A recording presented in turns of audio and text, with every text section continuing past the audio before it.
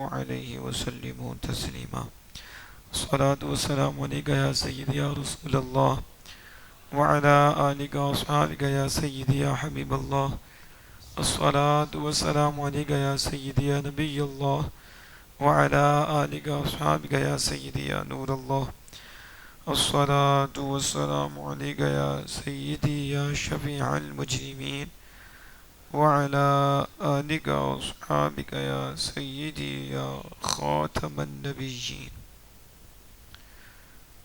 قوت عشق سے ہر فصل کو بالا کر دے، دہر میں اسم محمد سے اجالا کر دے. دین و دنیا میں مقصود گر آرام ہے، ان کا دامن تھام لو جن کا محمد نام ہے صلی اللہ تعالی علیہ وآلہ وسلم. اللہ جل جلالہ کے فضل و کرم اور اس کی توفیق سے جامع مسجد قاری صاحب میں ختم نبوت کورس جاری ہے، اور آج ختم نبوت کورس کی 14ویں نشست بھاگ ہے. اللہ جل وعلا سرپرست، منتظمین، معاونین، سامعین، ناظرین کو جزائے جزیل عطا فرمائے اور نسلوں میں اس کا نور جاری فرمائے. ختم نبوت بالخصوص اور دیگر حضور سید عالم صلی اللہ علیہ وسلم کی عزتوں پہ ہر گھڑی پہرا دینے کی توفیق عطا فرمائے. امت مصطفیٰ صلی اللہ تعالی علیہ وآلہ وسلم کو ہر فتنہ باز، قادیانیوں، ان کے امنوا بد مذاہبوں سے مالک معمول و محفوظ فرمائے. آج ہم انشاءاللہ تعالی کچھ سوالات ہیں اور وہ بھی ذکر کریں گے، پھر رد بلیغ بھی کریں گے.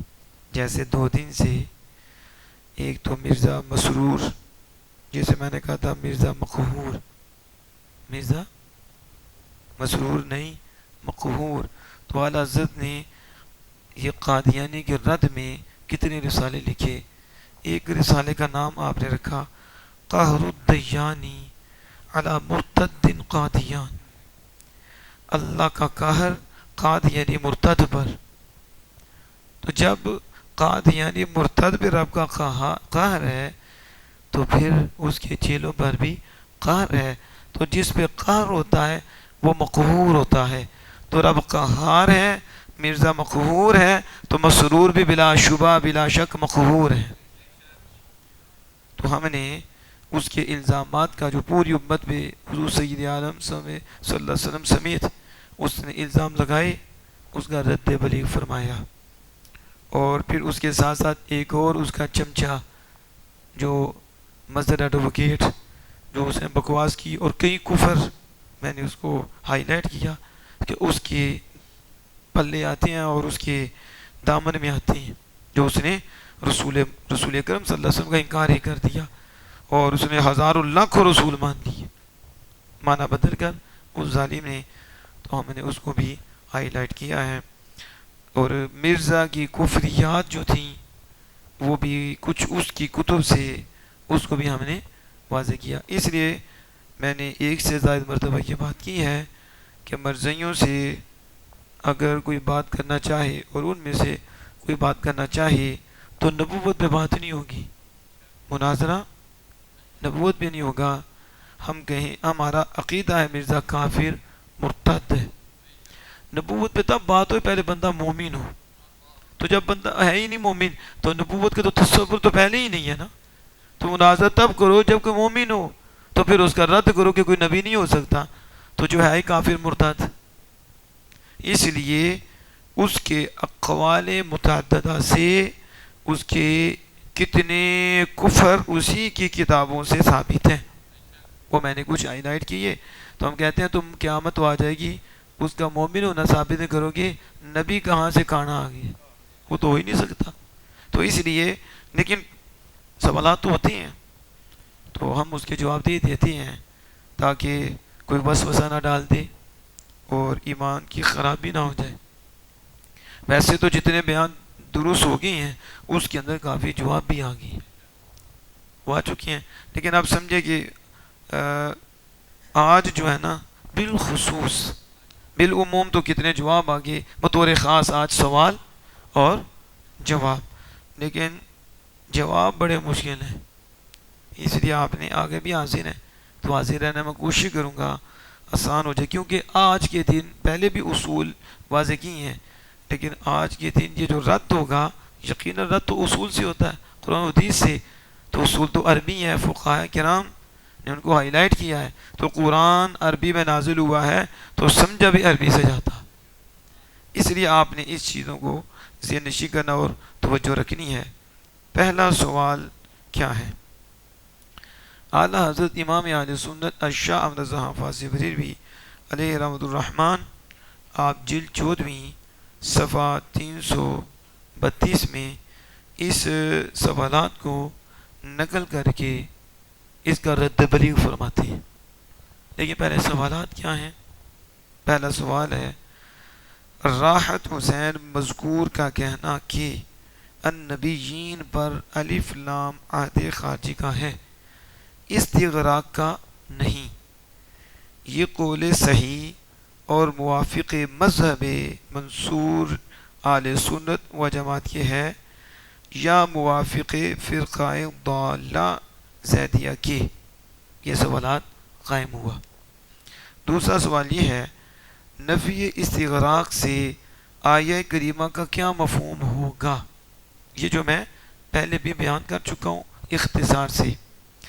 تیسرا سوال ہے بر تقدیر صحت نفی استغراق اس آیہ سے اہل سنت کا عقیدہ کہ حضور پر نور صلی اللہ علیہ وسلم کا کل انبیاء کے خاتم ہیں ثابت ہوتا ہے کہ نہیں؟ اور اہل سنت اس آیہ کو مثبت خاتمیت کاملہ سمجھتے ہیں یا نہیں؟ اگر آیت مثبت کلیت نہیں ہوگی تو پھر کسی آیت سے کلیت ثابت ہوگی، کس آیت سے؟ اور جب دوسری آیت مثبیت کلیت نہیں تو اہل سنت کے اس عقیدے کا ثبوت دلیل قطعی سے ہرگز نہیں ہوگا۔ پانچواں سوال ہے جس کا عقیدہ ہو کہ حضور پر نور صلی اللہ علیہ وسلم کل انبیاء کے خاتم نہیں ہیں، اس کے پیچھے اہل سنت کو نماز پڑھنا جائز ہے یا نہیں؟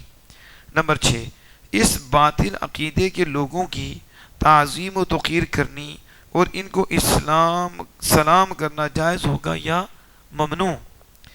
کیا سنی حنفی کو جائز ہے کہ جو شخص حضور نور صلی اللہ تعالی علیہ وسلم کو کل انبیاء کا خاتم نہ سمجھے اس سے دینی علوم پڑھے یا اپنی اولاد کو علم دین پڑھنے کے واسطے ان کے پاس بھیجیں؟ فقط المستفتی محمد عبداللہ۔ یہ سوالات تھے۔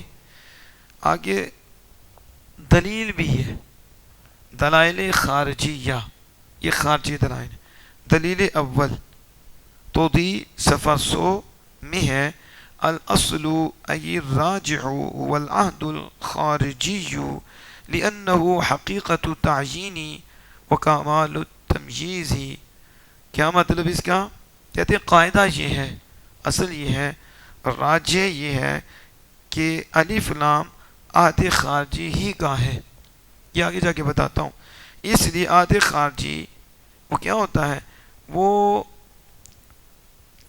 حقیقت تعیین اور کمال تمییز ہے، یعنی وہ معین کر دیتا ہے اور خاص کر دیتا ہے اور فرق کر دیتا ہے۔ جب عموم ہوگا تو پھر تعیین نہیں ہوگی کہ کون سا فرد خاص ہے۔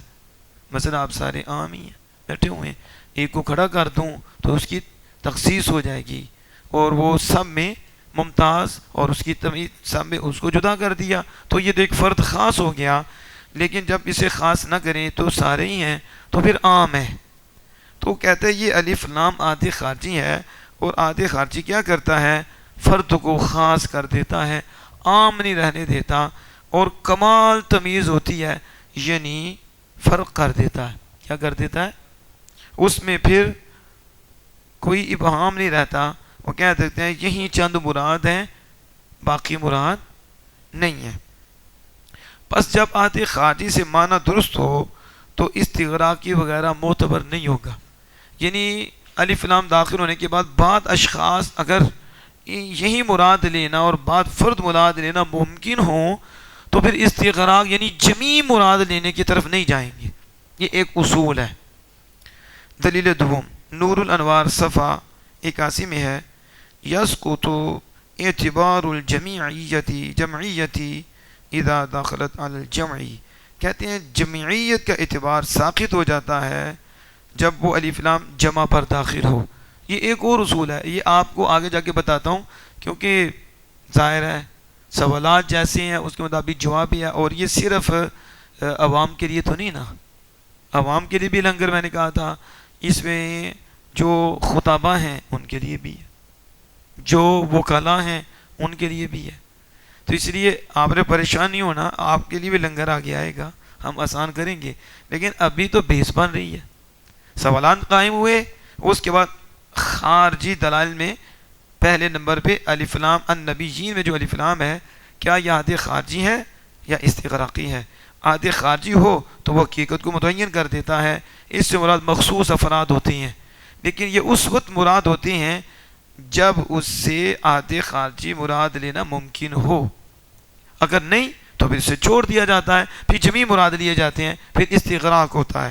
اور پھر کہتے ہیں جب الف لام جمع پر داخل ہو جائے، مثلا عام مثال ہے العالمین، تو عالم واحد ہے، عالمین جمع ہے، عالمین کے اوپر الف لام داخل ہے، تو ہم اسے کہیں گے جمع پر الف لام داخل ہو گیا۔ اس طرح النبیین میں نبیین جمع ہے، عربی میں اسے ہم کیا کہتے ہیں؟ جمع، یعنی 3 سے اوپر بولا جاتا ہے، 1 پر نہیں ہے، 2 پر نہیں، جمیع 3 سے آگے اس کی تعداد، اب اس پر بھی الف لام داخل ہے۔ تو ایک قاعدہ نور الانوار کا یہ بیان کر رہی ہیں کہ اعلیٰ حضرت نے لکھا ہے کہ جمعیت کا اعتبار اس وقت ساقط ہو جاتا ہے جب جمع پر الف لام داخل ہو، یعنی جب الف لام داخل ہوگا پھر جمیع جمع اور تمام کا اعتبار نہیں ہوگا۔ بس نبیین کے صیغہ جمع ہے، جیسے میں نے بتایا یہ نبیین صیغہ جمع ہے، جب اس پر الف لام تعریف داخل ہوا تو نبیین سے معنی جمعیت ساقط ہو گیا، یعنی اب سب نبی مراد نہیں لے سکتے۔ تو اور جب معنی جمعیت ساقط ہو گیا تو الف لام استغراق کا معنی صحیح نہیں ہو سکتا۔ کیا؟ اب یوں سمجھو کہ عام لوگوں کو سمجھانے کے لیے الف لام کا معنی کرو تمام، کیا کرو؟ یعنی آپ کہو آل، کیا کہو؟ آل، تو آل میں تو سبھی میں سبھی کو ہو جاتا ہے حال، آل تو بولتے ہی بولتے ہیں، اردو آئے یا نہ آئے، انگریزی آئے نہ آئے، آل اشخاص وہ بولیں گے، کیونکہ انگریز جو زیادہ بن رہے ہیں تو آل تو نہیں بولتے تمام کا لفظ، لیکن اللہ کا فضل ہے ہم حضور کی زبان پہ فخر کرتے ہیں، ہمیں فخر ہے تو خدا کے کلام پہ، وہ عربی میں ہے اور زبان مصطفیٰ بھی عربی میں ہے، قرآن بھی عربی میں ہے، حضور بھی عربی ہے، میں عربی کو پسند کرتا ہوں کہ حضور عربی، کلام عربی، ہمیں کوئی ناز نہیں انگریزی پہ، ٹھیک ہے لینگویج ہونی چاہیے، اس کے فائدے ہیں، ہم اس کے مخالف بھی نہیں، ویسے بھی ہم کسی علم کے مخالف بھی نہیں، استعمال کے مخالف ہے، کس کے؟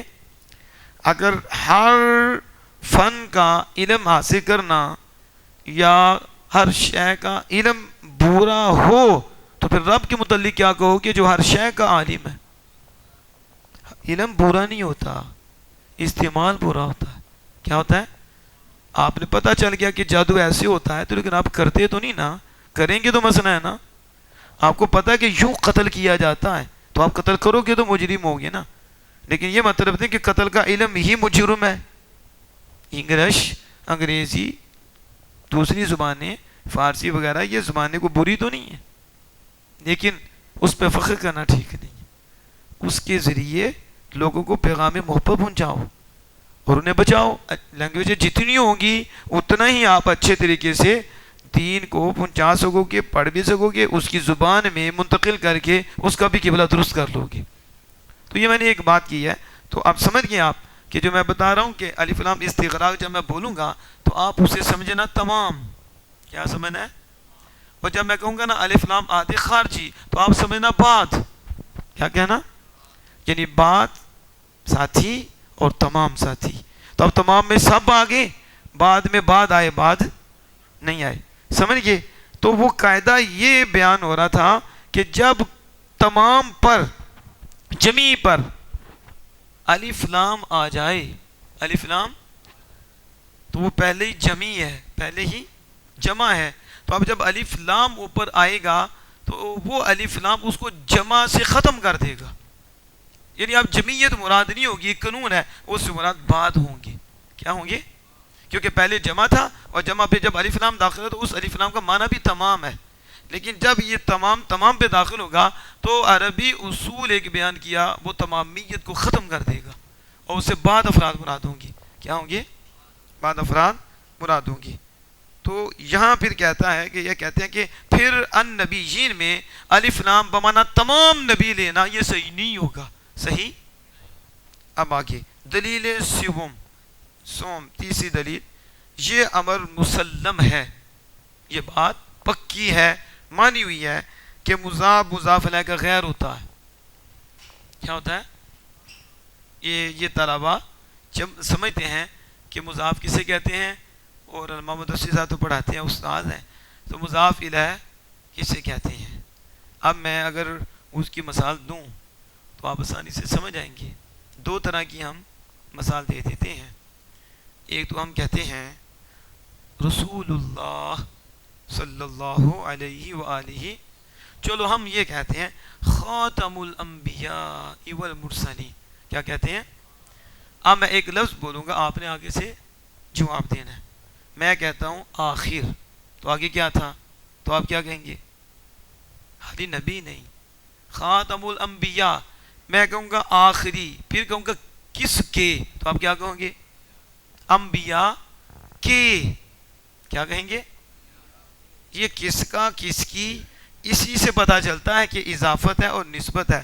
تو یہ کس کا ہے؟ مرزا پھس کا ہے. آپ سمجھ رہی ہیں؟ تو یہ کس کا، کس کی تعلق بتاتا ہے. کیا بتاتا ہے؟ کیا بتاتا ہے؟ یعنی یہ لاوارث نہیں ہے، اس کے پیچھے مالک ہیں. یہ بے تقلیدہ بھی نہیں ہے، یہ بے تقلیدہ بھی نہیں کہ جسے کمیٹی والے زہر دے کے مار دیں یہ پٹے والا ہے. اسے نسبت حاصل ہے. کہتا دھیان نل میں فلاں کا ہوں، میں تو نسبت بتا رہا ہے، اپنا تعارف بتا رہا ہے، میری نسبت میں کلہ نہیں، مالکوں والا ہوں، کسی کا ہاتھ ہے. تو یہ اضافت تھی کہ خاتم آخری کون ہے، تو نسبت کی اس کی انبیاء کی طرف. خاتم حضور ہیں تو کس کے ہیں؟ کس کے؟ انبیاء کے. رسول اللہ، کس کے رسول؟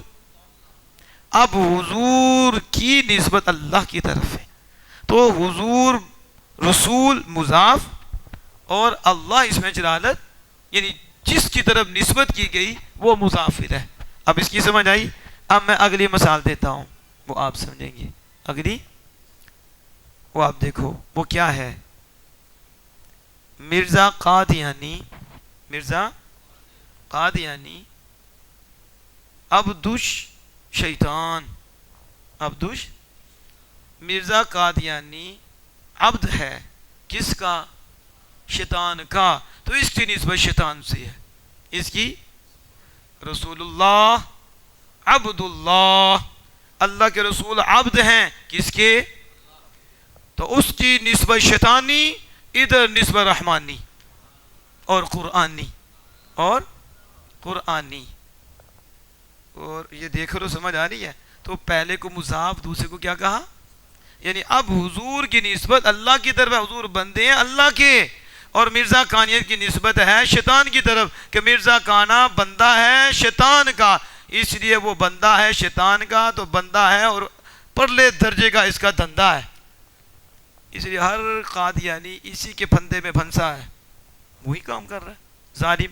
تو آپ سمجھ آگئی مضاف الیہ کی. اور اس میں قاعدہ بیان کر رہے تھے، اور یہ یاد رکھیں، یہ ضروری نہیں ہے، یہ بالکل قطعی نہیں ہے کہ مضاف اور مضاف الیہ پہلا اور دوسرا ایک دوسرے کے اینٹی ہوتا ہے، یہ ضروری نہیں ہے، ہر جگہ ایسا نہیں ہوگا، لیکن مسلم قاعدہ دلیل سو میں بیان کر رہی ہے، یہ مسلم قاعدہ ہے کہ مضاف مضاف الیہ کا غیر ہوتا ہے۔ اب میں اس کو سمجھاتا ہوں، یعنی عبداللہ، عبد حضور ہیں اور اللہ اللہ ہے، تو کیا ایک ہیں؟ یہ حضور تو مخلوق ہیں، بندے ہیں، اور وہ معبود ہے، اور وہ تو لہٰذا یہ کہتے ہیں کہ مضاف اور ہوتا ہے مضاف الیہ، اس سے کہتے ہیں مضاف مضاف الیہ کا غیر، لیکن یہ ہر جگہ یہ بھی نہیں چلتا، بعض دفعہ ایسا بھی ہوتا ہے مضاف اور مضاف الیہ ایک ہی ہوتے ہیں، مضاف اور مضاف الیہ، اگر اس کو ہم قطعی اور یقینی مانیں پھر تو یہ حدیث سے بھی ٹوٹ جائے گا، اس کے علاوہ دلیل دیں گے اسے ٹوٹ جائے گا۔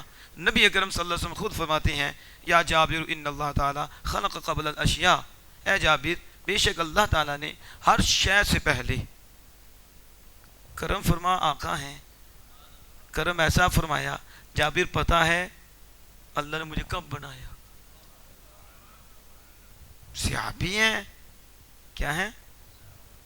تو صحابی ہیں، وہابی نہیں ہیں، اس لیے یہ نہیں کہا کہ آپ تمہارے سامنے آئے تو بنایا کب، آپ پیدا ہوئے ہیں، نہیں، حضور جو بتانا چاہتے ہیں تو صحابی بھی تو سمجھتے ہیں نا کہ بات پرانی ہے، بات حضور پہ چھوڑی، فرمایا یا جابر ان اللہ تعالی خلق قبل الاشیاء، اللہ نے ہر شے سے پہلے، ہر خلق قبل الاشیاء، اشیاء میں شیء نہیں، حالانکہ شے میں بھی ہر شے ہے، شے میں بھی، لیکن حضور نے شے کی بھی جمع رکھی، الاشیاء، ہر شے سے پہلے نور نبی جی کا، تیرے نبی کے نور کو، من نورک، اپنے نور سے پیدا فرمایا۔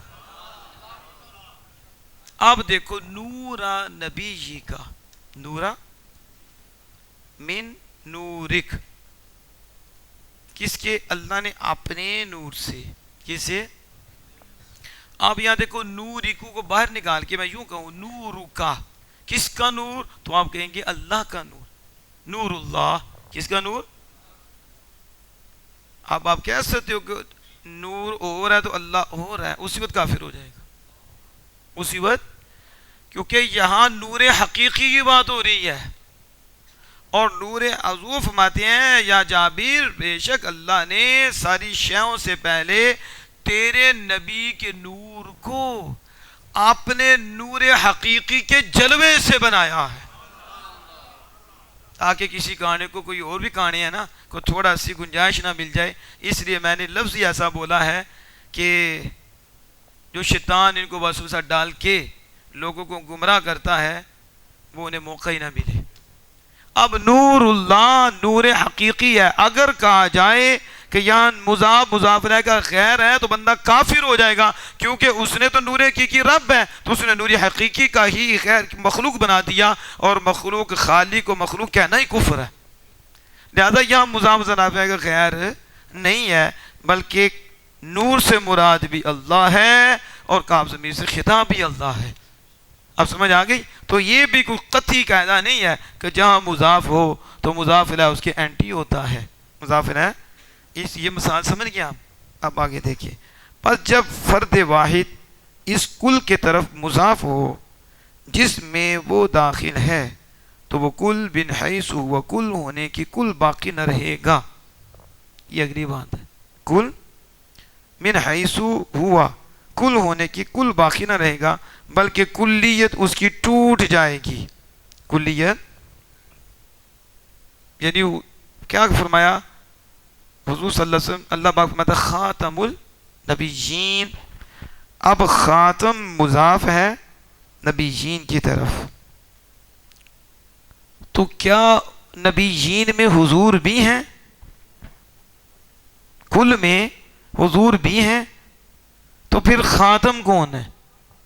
کہتے ہیں کہ کل من حیث ہوا، کل ہونے کی کل باقی نہ رہے گا بلکہ کلیت اس کی ٹوٹ جائے گی، اور جب کلیت اس کی باقی نہ رہی تو بعضیت ثابت ہو گئی، اور یہی معنی ہے عہد کا، اور اگر اس فرد مضاف کو ہم اس کل کے شمول میں رکھیں تو تقدم الشیء علی نفسہ لازم آتا ہے اور یہ باطل ہے، کیونکہ وجود مضاف الیہ مقدم ہوتا ہے اور وجود مضاف پر، یعنی وہ کہہ رہا ہے کہ جو بتا رہے ہیں کہ مضاف الیہ جو ہوتا ہے یہ مقدم ہوتا ہے، یہ کس پر؟ مضاف کے وجود پر۔ اللہ ہے تو رسول اللہ ہے، تو مضاف الیہ مقدم ہی ہے، مضاف الیہ جس کی طرف نسبت ہے، اور مضاف مؤخر ہوتا ہے۔ تو یہ بات کر رہا ہے اور کہہ رہا ہے کہ دیکھو کہ اگر کہا جائے خاتم النبیین، سب کے وہ خاتم ہیں، تو پھر نسبت کی جائے اس کی طرف تو کل کی طرف نسبت ہوگی۔ کس کی؟ جیسے وہ کہہ رہا ہے الف لام داخل کریں قاعدہ، تو آگے بھی جمع ہے، تو بھی یعنی کیا معنی ہوگا؟ الف لام کا معنی بھی کل، نبی جین کا معنی بھی کل نبی، تو قاعدہ کہتا ہے کہ جمعیت باطل ہو گئی۔ اب جب حضور خاتم النبیین ہیں اور نسبت بھی کس کی طرف ہو رہی ہے؟ خاتم النبیین، تو کل من حیث کل، یہاں بھی کل کی طرف مضاف ہے، تو لہذا کلیت باطل ہو گئی۔ تو جب کلیت باطل ہو گئی تو بس بعد مراد ہے، ایسے نہیں علماء کرام، میں اس لیے کہتا ہوں علماء کرام کا قدر کرو۔ یہ دیکھو کیسے کیسے سوالات ہیں اور کیسی کیسی وضاحتیں ہیں، قربان جائیں امام اہل سنت اعلی حضرت عظیم المرتبت پہ، جن کو رب نے اپنے محبوب کے معجزوں میں سے ایک معجزہ بنا کر ہمیں عطا فرما دی ہے۔ آپ نے بھی چھکے چھڑائے ہیں ان کے۔ ابھی تو میں وہ جو باتیں ہیں جو استغراق کو توڑنے والی ہیں، تو ہم استغراق مراد لے رہے ہیں اور ہم نہیں لے رہے، آمینہ کے لال نے بھی یہی مراد لیا ہے، اور وہ قطعیت ہے پوری امت نے یہی مراد لیا، خلفاً سلفاً ہر ایک نے یہی مراد لیا ہے۔ حضور جمیع انبیاء کے خاتم ہیں، خاتم ہیں، حضور نے سلسلہ نبوت اللہ نے اپنے محبوب پہ ختم کر دیا، بات کے لیے نہیں، ہر نبی کے لیے ختم کیا۔ یہ ہم نے آگے ثابت کرنا ہے، ابھی تو وہ تھوڑی سی مشکل سی گفتگو تھی تو وہ کر رہی ہیں۔ اور اگر جو دوسری بات تھی، اگر اس فرد مضاف کو ہم اسکول کے شمول میں رکھیں، اسکول کے شمول میں رکھیں، کیا مطلب؟ النبیین میں حضور کو بھی رکھیں، النبیین میں حضور کو بھی رکھیں، تو پہلے بھی حضور پھر بھی حضور، تو ایک چیز خود پھر اپنی ہی طرف نسبت ہو جائے تو یہ بھی باطل ہے، یہ بھی ٹھیک نہیں۔ اسے تقدم الشیء، یعنی مثلاً کیا مثال ہوگی اس کی؟